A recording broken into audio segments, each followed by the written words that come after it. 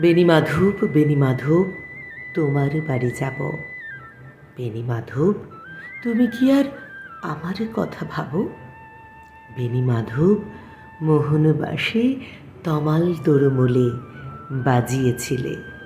আমি তখন মালতী স্কুলে ডেস্কে বসে অঙ্ক করি, ছোট্ট ক্লাস ঘর, বাইরে দিদিমণির পাশে দিদিমণির বর।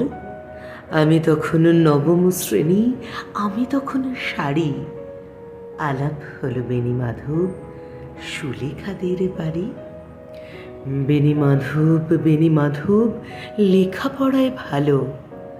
শহর থেকে বেড়াতে এলে আমার রং কালো। তোমায় দেখে এক দৌড়ে পালিয়ে গেছি ঘরে। বেণী মাধব, আমার বাবা দোকানে কাজ করে। গুঞ্জে অলি গুঞ্জে তবু ফুটেছে মঞ্জরি। সন্ধেবেলা পড়তে বসে অঙ্কে ভুল করি। আমি তখন নবম শ্রেণী, আমি তখন 16। ব্রিজের ধারে বেণী মাধব লুকিয়ে দেখা হলো।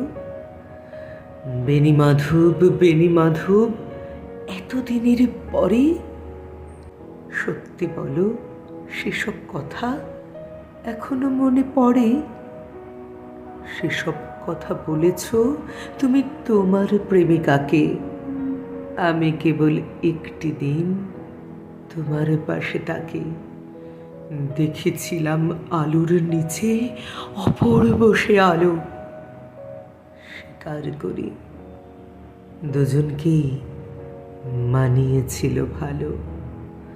জুড়িয়ে দিল চোখ, আমার পুড়িয়ে দিল চোখ। বাড়িতে এসে বলেছিলাম ওদের ভালো হোক। রাতে এখন ঘুমোতে যাই একতলার ঘরে। মেঝের উপর বিছানা পাতা, জোছনা এসে পড়ে। আমার পরে জীবন ছিল চোরা পথের বাঁকে। মিলিয়ে গেছে, জানি না আজ কার সঙ্গে থাকে। আজ জুটেছে, কাল কি হবে, কালের ঘরে শনি। আমি এখন এই পাড়ায় সেলাই দিদিমণি। তবু আগুন, বেণী মাধব, আগুন জ্বলে কই?